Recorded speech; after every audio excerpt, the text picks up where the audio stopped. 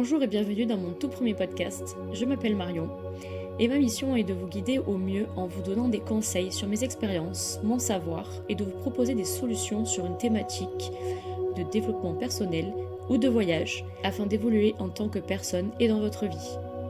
Chaque semaine, je vous propose un nouvel épisode sur mes phases d'introspection, de ma perception du monde et de ce qui peut vous inspirer dans le but d'éveiller les consciences. Donc je m'appelle Marion et j'ai bientôt 26 ans cette année, ça passe vite. Suite à mon BTS design graphique, j'ai créé une première entreprise donc dans le graphisme qui a duré à peu près 1 an et demi. J'ai eu quelques clients par-ci par-là, mais ça n'a pas trop duré. Du coup, j'ai décidé de reprendre mes études et de faire une formation à distance dans le secrétariat médical. Et ensuite, en parallèle, j'ai décidé de créer ma marque de vêtements Overmind qui a duré 3 ans. Mais par manque d'argent et de temps, j'ai décidé d'y mettre un terme. Après, pourquoi pas la réouvrir un jour, on verra bien. J'ai donc par la suite été secrétaire médicale dans un hôpital à Marseille, puis chez un prestataire de santé à La Ciotat. Et le tout a duré à peu près 1 an. Ensuite, j'ai décidé de passer mon diplôme d'animatrice équestre, donc monitrice d'équitation jusqu'au galop 4, pour ceux qui ne s'y connaissent pas trop. Et donc actuellement, j'ai décidé de partir en voyage en Australie. Et ça fait actuellement 3 mois que j'y suis avec mon copain. On travaille actuellement dans une ferme et nous sommes arrivés avec un visa vacances-travail, donc le Working Holiday Visa, pour ceux qui ne s'y connaissent pas non plus. Mais je pourrais refaire un podcast pour les voyages. Donc pour vous expliquer un petit peu, je vais faire 2 grosses thématiques sur ma chaîne de podcast. Donc le développement personnel et le voyage. Ensuite, il y aura des sous-catégories dans ces 2 thématiques. Cela fait énormément de temps que j'ai plein d'idées de podcasts à vous partager, avec mes différents projets, le fait que je sois une personne qui soit très variée, on va dire, très polyvalente, et du coup je passe vraiment d'un projet à l'autre. C'est donc avec grande joie que je reprends mon projet initial à cœur. Et quoi de mieux de faire une première vidéo d'introduction sur comment vraiment se présenter et initiation à la confiance en soi et la timidité. Nous passons beaucoup de temps à nous présenter de manière professionnelle, mais on ne passe pas assez de temps à se présenter personnellement. Je suis designer par exemple, au lieu de je suis passionnée par la musique. Ou encore oui ça va, je vais bien. Ou je ne vais pas bien en ce moment, c'est ok. Bien évidemment, la plupart du temps, les gens que vous ne connaissez pas n'en auront rien à faire de savoir comment vous allez. Il faut être cash, généralement, ils attendent de pouvoir exprimer leurs propres désirs, mais c'est humain. Donc évidemment, vous n'allez pas leur dévoiler vos ressentis ni vos problèmes personnels, mais une simple présentation suffit. Expliquez vos passions, ce que vous aimez dans la vie, comment vous vous voyez et ce que vous aimeriez faire plus tard ou être plus tard. La valeur des mots est très importante et va tout de suite montrer votre positivité. N'oubliez pas que les personnes ressentent directement votre énergie du moment. Si elle est négative, trouvez-vous un endroit où vous posez quelques instants, recentrez-vous, respirez, soufflez, localisez votre gêne au niveau de votre corps et essayez de lâcher la boule que vous avez en vous. Écoutez votre corps, prenez le temps qu'il vous faut et allez-y. C'est ok de ne pas toujours être à 100% et personne n'a le droit de vous juger. Hier, par exemple, on m'a demandé de me présenter en anglais devant 20 personnes. J'ai hésité, mais j'ai osé. Donc en anglais évidemment, je suis Marion, j'ai bientôt 26 ans, je viens de France et je suis venue pour faire un voyage et travailler en Australie car j'adore apprendre et découvrir. Je suis aussi graphiste et monitrice d'équitation. Vous pouvez évidemment dire ce que vous faites comme métier, mais ça ne vous définit pas. Tout de suite, quand vous exprimez vos passions et votre savoir, vous souriez. Il faut savoir que le sourire libère des endorphines et de la sérotonine. Ce sont les hormones du bien-être. Et donc décontracte tous les muscles du visage, ce qui diminue le stress. Il provoquerait des modifications biochimiques dans le cerveau qui évacueraient les tensions, l'inquiétude et le stress que l'on rassemble durant toute la journée. D'ailleurs, petite parenthèse, tout comme le soleil qui vous donne la vitamine D et vous permet de vous sentir plus en forme. Personnellement, quand je me sens fatiguée, je prends une bonne dose de rayons UV et je dis que je vais photosynthétiser. Chacun a son vocabulaire. Par exemple, si vous êtes en soirée et que vous n'avez pas le moral ni l'envie de communiquer, sachez que vous êtes en droit de garder votre espace personnel. J'appelle ça une bulle d'intimité pour mieux se l'imaginer. Et vous décidez si la personne a le droit d'y rentrer ou non. C'est évidemment ok si vous ne voulez pas ou si vous ne vous sentez pas prêt de la faire rentrer directement dans votre bulle. Un autre exemple, dans un entretien d'embauche, nous cherchons toujours à réciter 3 qualités et 3 défauts que l'on connaît. Mais essayez vraiment de chercher les vôtres. Il y en a des centaines, vous pouvez les écrire sur un papier, un carnet, écoutez-les ou même demander à votre entourage. Ça vous aidera déjà à faire une introspection et à voir comment les autres vous perçoivent. Encore mieux, ça vous aidera à mieux comprendre et travailler sur ces différents aspects. C'est pour cela qu'on va vous prendre dans une entreprise, vous montrer vous-même et montrer ce que vous pouvez apporter à une entreprise. Bref, vous vous démarquez car vous n'êtes pas comme les autres, chacun est unique comme il est et vous êtes fiers de ce que vous êtes. À titre informatif, vous êtes le résultat des 5 personnes que vous fréquentez le plus. Donc, vous voyez le résultat de vos propres yeux, puis vous verrez au fil du temps que le tri se fait naturellement. Votre passé ne vous définit pas non plus, il vous a servi à mieux vous comprendre, accepter que les échecs sont des réussites à un moment clé dans votre vie et à acquérir de l'expérience. En bref, à vous rendre plus mature et à prendre du recul sur ces événements pour mieux rebondir et avancer vers une meilleure direction, ou un meilleur chemin. Il est important notamment d'écouter les autres vous parler. Ils prennent du temps pour vous raconter un moment de leur vie ou exprimer leurs ressentis ou leurs problèmes par exemple. Du coup, ne les négligez pas. Ce que vous donnez va vous être rendu x3. Même si ça ne vous intéresse pas ou que vous n'êtes pas en état d'écouter, ce qu'il ou elle a à vous dire peut vous être utile plus tard. Écouter une personne parler est une donation. Et ensuite, vous décidez de garder ce que vous voulez ou non de ces informations. Je vois plutôt ça comme des expériences de chacun, comme un gros tiroir. Vous ouvrez le tiroir de cette personne et vous rajoutez des informations petit à petit. Et puis au final, c'est comme ça que vient l'amitié. C'est en communiquant de manière égale, avec respect et bienveillance. J'ai appris ça avec le temps, j'ai fait pas mal d'erreurs avec d'anciens amis proches il y a quelques années et j'ai vraiment appris à écouter et non pas juste à entendre. Je me focalisais sur mes soucis et attendais juste de voir ces potes-là pour leur expliquer tout ce que j'avais en moi depuis des jours. Ou alors, je leur balançais des vocaux de 10 minutes et je passais à autre chose, d'un coup. Mais du coup, ça a un impact énorme sur l'énergie de l'autre, notamment dans les couples, et on s'en rend pas forcément compte. Ça s'apprend durant toute une vie, mais essayez d'extérioriser plutôt en faisant une activité qui vous plaît, plutôt que de balancer vos énergies négatives auprès d'une personne qui du coup a déjà ses problèmes à résoudre. Donc pour revenir à la présentation, il faut savoir qu'en moins d'une seconde, une personne vous juge en vous rencontrant pour la première fois. Ouais, je sais, c'est un peu flippant. Attention, je ne dis pas qu'il faut faire semblant que tout aille bien et se créer un personnage, bien au contraire. On en revient au sourire et à ce moment-là, vous pouvez voir à qui vous pouvez parler ou non. Cela sert à ça aussi, être authentique. Un sourire est ultra communicatif et ça rend l'ambiance de suite meilleure. Ça peut éviter des moments de solitude ou de gêne. Vous savez ce que vous valez et les gens qui vous voient d'un mauvais œil, c'est leur problème. Ce n'est pas le vôtre. S'ils ont passé une mauvaise journée ou ont des soucis ou autre, cela ne doit pas vous impacter. Par contre, vous pouvez être présent pour les écouter si vous en ressentez le besoin et prêt à accueillir les informations de manière objective. Autre exemple pour les personnes qui ont fait ou qui font du stop ou Uber, peu importe, essayer de trouver des points communs peut vous aider à enclencher une discussion enrichissante et même vous découvrir des passions communes. Ne pas hésiter de parler de vos projets. C'est vrai, j'en ai pas parlé avant, mais c'est super important. Je ne sais pas si vous connaissez la phrase « fake it till you make it ». Faites semblant jusqu'à ce que vous le fassiez.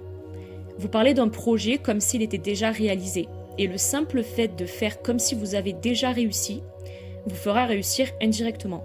C'est un peu un concept lié à la loi de l'attraction. Mais, en tout cas, à essayer, au cas où, qui ne tente rien à rien.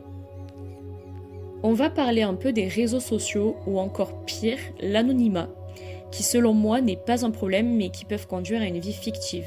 Reddit, Twitter, ou les commentaires YouTube, Facebook, etc., où les spectateurs et les auditeurs qui se cachent derrière un pseudo se permettent de critiquer, alors qu'encore une fois, il n'a rien de mieux que l'authenticité et l'entièreté selon moi. Et cela encore plus de valeur en réel. Que ce soit négatif ou positif, ça sera toujours bénéfique. Dites-vous ça. L'anonymat peut être bien pour des sujets tabous ou des situations sur lesquelles nous n'osons pas poser de questions, mais ça va toujours plus loin que ça. Il y a des aspects plus négatifs qu'on le croit et ça peut vraiment jouer sur une mauvaise perception de soi et du coup comment on peut se présenter. De plus en plus de choses se font en visio et surtout depuis le Covid qui a tendance à diviser les gens plutôt que les réunir. Par exemple les consultations, les rendez-vous pro, les réunions de famille, etc. Voilà, ça se fait maintenant de plus en plus. Et alors avec l'IA qui arrive, n'en parlons pas. Essayons de privilégier le contact physique, même si ça peut être difficile, surtout pour les timides. Mais c'est un excellent exercice. En parlant de timidité et de confiance en soi, j'ai été une très grande timide enfant, jusqu'au lycée, et parfois même encore aujourd'hui pour les prises de parole et justement me présenter aux autres. Ce qui m'a aidé au début, c'est faire de petits exercices. Aller dans un magasin, demander l'emplacement d'un produit, appeler une personne que je connaissais pas, prendre un rendez-vous par exemple, me présenter à des gens pendant une soirée, me filmer pour YouTube et aller au théâtre. Et le théâtre aide énormément. Après, avec le temps et l'expérience, vous avez de plus en plus d'assurance et vous vous connaissez de mieux en mieux, donc moins peur d'oser. Et je vais vous raconter des petites anecdotes de prise de confiance ou d'affirmation de soi, car beaucoup de proches ou connaissances me l'ont demandé dans le passé et encore aujourd'hui. Et du coup, j'avais super envie de vous les partager. Comment je réussis maintenant à me présenter en ayant dépassé ma timidité et mon manque de confiance ou d'estime de moi? Déjà, je dirais que dans notre société, il y a énormément de pression sociale et on peut l'avoir vraiment dans tous les domaines. On a une énorme peur de l'inconnu, que ce soit l'inconnu physique ou émotionnel, et aussi le stress de rencontrer des gens. Je pense que c'est beaucoup fortement lié à la peur du jugement, et voire même à la peur de la mort, parce que la solitude pour l'homme c'est égal à la mort, mais on en reviendra dans un autre podcast parce que je ne vais pas trop m'étaler sur divers sujets. Je vais vous faire part de mes petits problèmes quand j'étais petite. J'allais pas dans les groupes, j'étais pas forcément quelqu'un qui allait vraiment dans les groupes, et même jusqu'au lycée et même encore aujourd'hui, quand je vais dans des groupes, très souvent ça finit par péter. J'ai eu beau faire de l'introspection, de réfléchir, de revoir mes méthodes, je sais pas, d'y aller plus tranquille, de faire les choses mieux, etc. Je crois qu'en fait, je n'aime vraiment pas le jugement, je n'aime pas l'hypocrisie et je déteste l'injustice. Et je pense que c'est pour toutes ces raisons que quand je vais dans un groupe, ça pète. Parce que je trouve toujours un problème ou une faille ou quelque chose à résoudre, et du coup ça se retourne un peu contre moi. Mais du coup, j'ai appris à vivre avec. Ensuite, j'ai toujours eu peur de prendre la parole en classe. Vraiment, ça m'effrayait. Tous les yeux rivés sur moi et tout, c'est quelque chose que, encore aujourd'hui, j'ai du mal. Par exemple, dans des débats. Alors, s'il y a une personne face à moi, 2 ou 3 ou 4, peu importe, il n'y a pas de problème.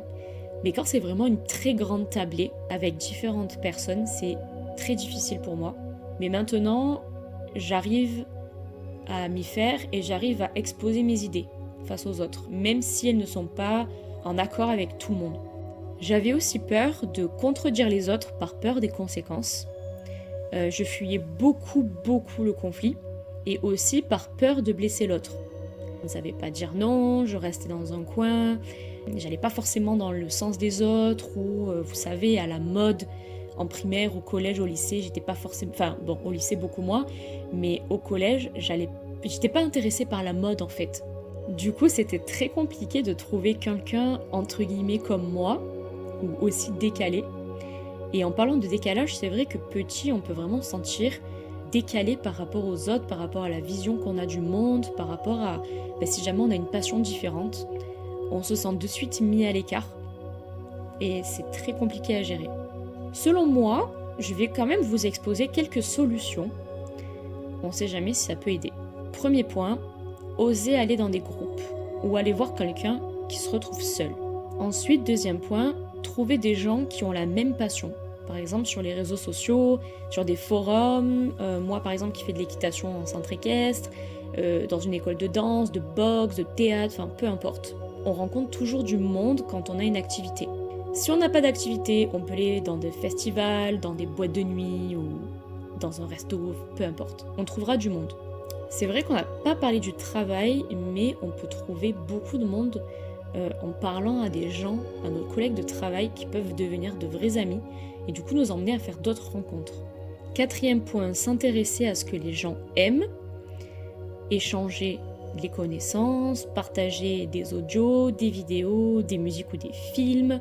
Et enfin, dernier point, partir à l'inconnu.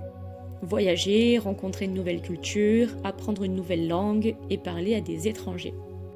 Pour ma petite anecdote du moment, puisque je suis en plein dedans, je suis quelqu'un qui parle très peu l'anglais. Je l'ai beaucoup pratiqué en cours, ce n'était pas suffisant. Et en plus de ça, j'ai jamais osé regarder les films en anglais, même sous-titrés et tout. Pourquoi ? Tout simplement parce que quand je regarde des films, j'ai vraiment besoin d'un maximum de concentration pour ne pas que mon cerveau déraille, réfléchisse à 1 milliard de choses différentes, même si ça se fait quand même, et que du coup je n'arrive pas à suivre les films. Et j'ai vraiment besoin d'être focus sur ce que les gens disent et limite me répéter ce que les gens disent pour essayer de suivre une histoire. Oui, je sais, c'est très compliqué. Je n'ai pas pu regarder des films en anglais, même si je commence à le faire de temps en temps. Il y a quelques jours, mon copain est tombé malade et on est dans une famille, donc un couple de personnes âgées, dans une ferme. On travaille avec eux, ils nous nourrissent, ils nous logent. Ils sont incroyablement gentils, vraiment, ce sont des pépites.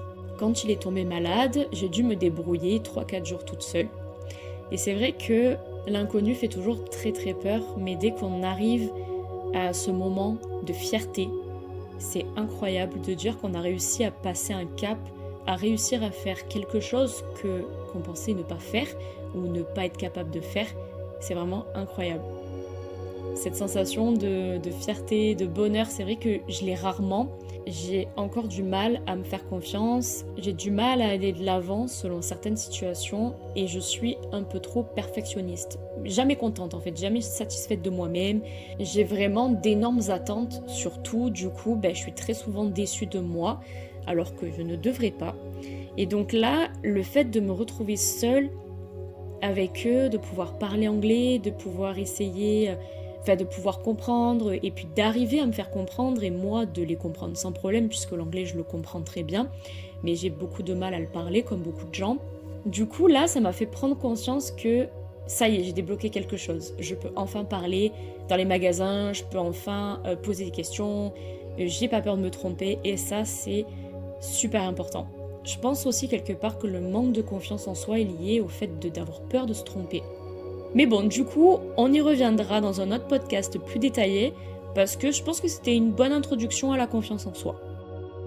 Bon, ça fait beaucoup d'informations d'un coup, mais comme certains le savent, je pourrais parler pendant des heures. Je vais vous laisser méditer sur ça. D'ailleurs, je viens de remarquer que j'ai vouvoyé tout le long du podcast. N'hésitez pas à me dire si ça vous convient mieux le tutoiement, si ça peut rajouter de la proximité avec vous, je ne sais pas. J'attends vos retours sur mon Instagram, Marion Mindfulness, je vais vous l'écrire. J'ai plein d'idées comme je vous ai montré dans mes stories, mais j'attends vraiment de voir ce que vous voulez comme thématique. Si vous avez des questions à me poser, vraiment n'hésitez pas. Moi ça m'aide, vous ça peut vous aider, voilà. Au moins on est plutôt productif. Sur ce, à la semaine prochaine pour un nouveau podcast. N'hésitez pas à partager, à commenter ou à liker, ça me soutient. Belle journée à vous et douce nuit.